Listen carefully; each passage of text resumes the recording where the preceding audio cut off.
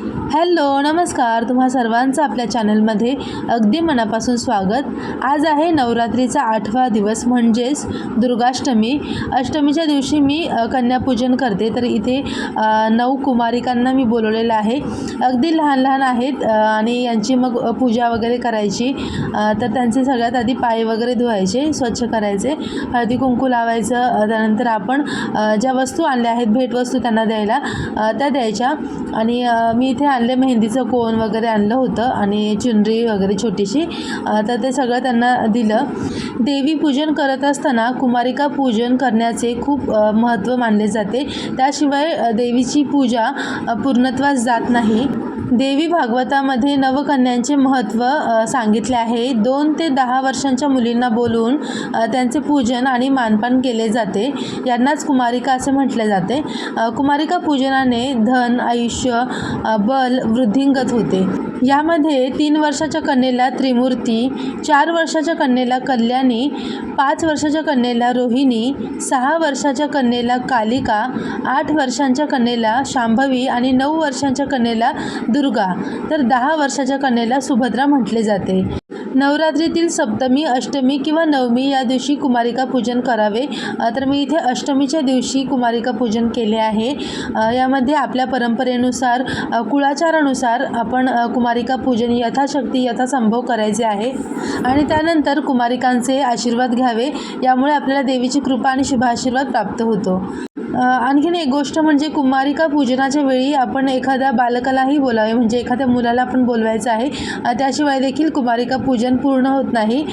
आमच्याकडे त्याला कोटंबा असं देखील म्हटलं जातं, म्हणजे परशुरामाचा अवतार मानलं जातं। तर त्याची देखील पूजा करायची आहे। इथे बघा माझी फ्रेंड आहे, त्यांच्या मुली मी बोलवल्या आहेत सगळ्यांनी। एकीला मुलगा पण आहे, तर ती त्याला पण घेऊन आलेली आहे। मग त्याची पण पूजा वगैरे केली।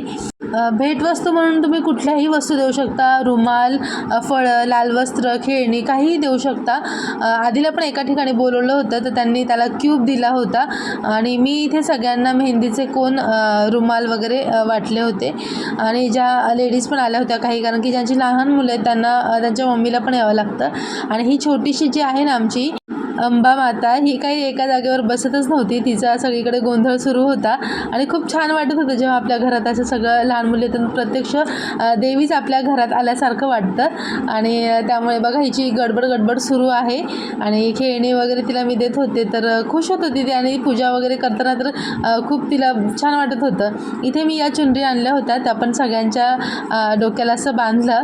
ॲक्च्युली छोटी चुनरी होती, ती डोक्यावर ठेवायची, पण म्हटलं डोक्यावर फक्त ठेवण्यापेक्षा अशा प्रकारे आपण बांधूया। आणि हिला किती छान वाटते बघा, इकडे मस्त वाटत होतं तिला की अरे छान आपल्याला काहीतरी करतायत। तर सगळ्या मुलींना मी असं बांधलं आणि मी पण स्वतः एक माझ्यासाठी आणलं होतं। हिचा इथे डान्स सुरू झाला आहे। ती कॅमेऱ्यात बघत होती की हां कॅमेरा चालू आहे, आणि कॅमेरा सुरू दिसला की ती डान्स करते, छान पोजेस देते। इथे मी आधीला पण त्यांच्यासोबत बसवलं होतं आणि जे काही खाऊ आणलं होतं, चिप्स, केळी, चॉकलेट्स, ते सगळं यांना दिलं। त्याचबरोबर मी घरी खीर देखील केली होती तांदळाची। देवी मातेला तांदळाची खीर खूप प्रिय आहे, पौर्णिमेला वगैरे आपण करतोच, त्यामुळे ती खीर पण केली होती नैवेद्यासाठी। पण लहान मुलांचं कसं होतं की ते असे पदार्थ खायला थोडं नको करतात, त्यामुळे मग म्हटलं त्यांच्यासाठी चिप्स वगैरे पण आणूया, कारण आपल्या घरात यांनी काहीतरी खाल्लं पाहिजे, म्हणजे खाणं आवश्यक आहे। तर फक्त खीर दिली असती तर यांनी खाल्लं नसतं, तर त्यामुळे मग मी सोबत चिप्स वगैरे पण ठेवले जेणेकरून ते खातील। आणि हिचं बघा चाललं होतं की मला आत्ताच मेहंदी काढायची, इथेच काढायची, तर मी तिला सांगते की घरी जा आणि मम्मीला सांग काढायला। आता हे सगळं झाल्यानंतर सगळ्या कुमारिकांचे दर्शन आपल्याला घ्यायचं आहे, पाया पडायचं आहे। आणि इथे मी गोल फिरत होते, कारण की जागाच छोटी आहे, तर मग त्यात आपल्याला ॲडजस्ट करावं लागतं। आणि मी सगळ्यांना सांगत होते की डोक्यावर हात ठेवायचा, म्हणजे आशीर्वाद देताना। आणि ही बघा ही छोटीशी आहे ना, ही काही एका जागेवर राहत नाही, तर तिच्या पाया पडायच्या वेळेस पण मी तिला सांगत होते की डोक्यावर हात ठेव, पण तिचं सगळं लक्ष मेहंदीच्या कोणाकडेच होतं, तिला मेहंदी काढायचीच होती। तर मी तिला सांगते इथे की डोक्यावर हात ठेव, पण तिचं लक्ष नाही। आणि भरपूर खेळणी होती, तर ती त्याच्यातच गुंग होती खेळणी खेळण्यामध्ये। आता ज्या मावशी आल्या होत्या त्यांच्या पण पाया पडले आणि इथे बघा ही खीर बनवलेली आहे आणि थोडीच बनवली. मला माहिती होतं की जास्त कोणी खाणार नाही, तर सगळ्यांना दिलं तर सगळे नकोच म्हणत होते, पण तरी देखील मी एक एक घास तरी खा प्रसाद म्हणून असं त्यांना आग्रह केला. आणि काही जणी खातच नव्हत्या, तर त्यांना म्हटलं टेस्ट तर करून बघा.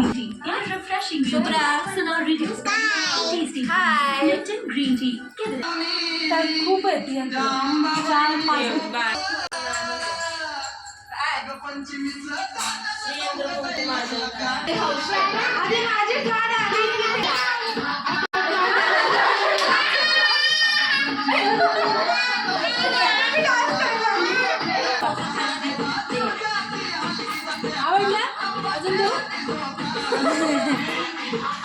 आता पूजा झाली, खाऊन पिऊन झालं, पण सगळ्यांना डान्स करायचा होता, तर मी ते छान गरब्याची गाणी लावली होती आणि सगळ्याजणी मस्त गरबा खेळलो आम्ही थोड्या वेळ.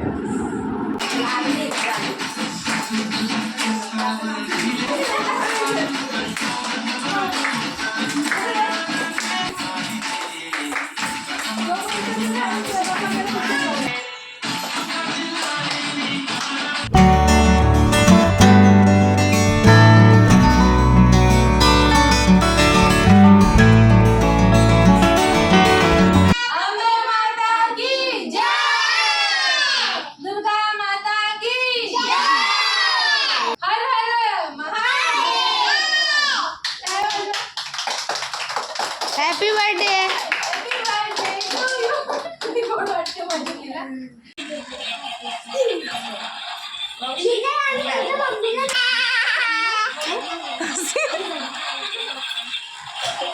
आपली गाडी ओके. तर आता संध्याकाळची वेळ झालेली 7 वाजले होते आणि सगळे गेले. त्यानंतर मी थोडंसं रेस्ट केलं आणि संध्याकाळी कडकण्यांचा नैवेद्य दाखवायचा असतो, तर ते करायला घेतलं. इथे आधी आणि आधीचे पप्पा दोघे मला मदत करत होते. मैदा आणि गुळाचं पाणी करून ते मळून घ्यायचं, थोडीशी हळद पण टाकलेली आहे आणि त्याच्या पुऱ्या करून साईडने असं डिझाईन करायचं आणि ते तळून घ्यायचं. याला कडकण्या म्हणतात आमच्याकडे आणि याची माळ बनवून देवीला घटावरती चढवायची असते. तर इथे बघा किती छान दिसायला पण दिसतं, पण भरपूर वेळ लागतो हे करायला आणि एकट्याने करायला तर खूपच वेळ लागतो. त्यामुळे मी सगळ्यांना मदतीला घेतलं होतं. याला एक होल करायचं आणि त्याच्यामध्ये असं धागा होऊन त्याची माळ बनवायची. इथे मी 9 कडकण्यांची माळ बनवलेली आहे आणि ते घटावरती चढवायची. तर हे अष्टमीला किंवा नवमीला केलं जातं. हे मैद्याचं करतात कारण ते कडक राहायला हवं. काही ठिकाणी कणकेचं देखील केलं जातं. दुसऱ्या दिवशी घट उडतात तेव्हा मुलांना हे खायला दिलं जातं. हे सगळं झाल्यानंतर पुन्हा आम्ही गेलो गरबा खेळायला. आज आईला पण मी घेऊन आले होते सोबत.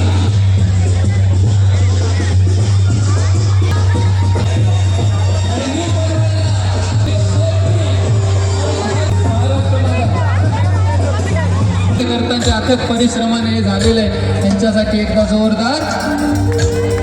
जोरदार म्हटलं मी.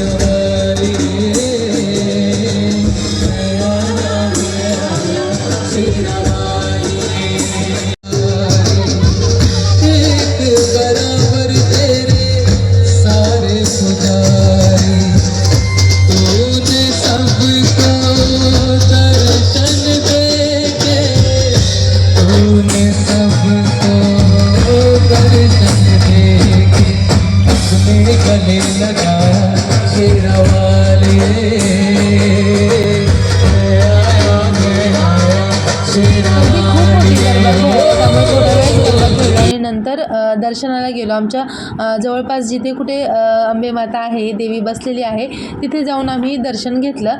4-5 ठिकाणी गेलो आम्ही आणि रोज कसं होतं धावपळीच्या ह्याच्यात दर्शन घ्यायला झालंच नव्हतं. तर गरबा तर खेळायचं नव्हतं, म्हटलं आज दर्शन करून घेऊया. आज आहे 9 मे, नवरात्रीचा 9वा दिवस आहे आणि आमच्याकडे आजच्या दिवशीच तळी उचलली जाते. तर म्हणजे घट हलवले जातात. तर पुरणपोळ्यांचा स्वयंपाक झालेला आहे. आता नैवेद्य दाखवायचा, आरती करायची आणि घट हलवायचा. तर तुम्हाला आमच्याकडे तळी वगैरे कशी भरतात ते दाखवते. 5 मुलांना बोलवायचं आहे, जेंट्स चालतील. तर आधी गेल्या त्याच्या फ्रेंड्सला बोलवायला, ते येतील, मग तळी उचलूयात. इथे मी तळी भरून घेतलेली आहे. पुरणपोळीचा नैवेद्य जो आहे ना तो ह्याच्यावरती पानावरती, विड्याची आपली जी पानं आहेत ना त्याच्यावरती ठेवून घ्यायचा आणि मग तळी भरायची. तिथे बसा देवाजवळ सगळे. आनंदेचा उदे उदे, बोल भवानी माता की जय 5 वेळा करा. आई राजा उदे उदे, सदानंदेचा उदे उदे. वर ठेवा घटावरती. काय करू सांगते मी पप्पांना. हां. लावून कापराच्या ज्योती ग माझे माय, कापराच्या ज्योती.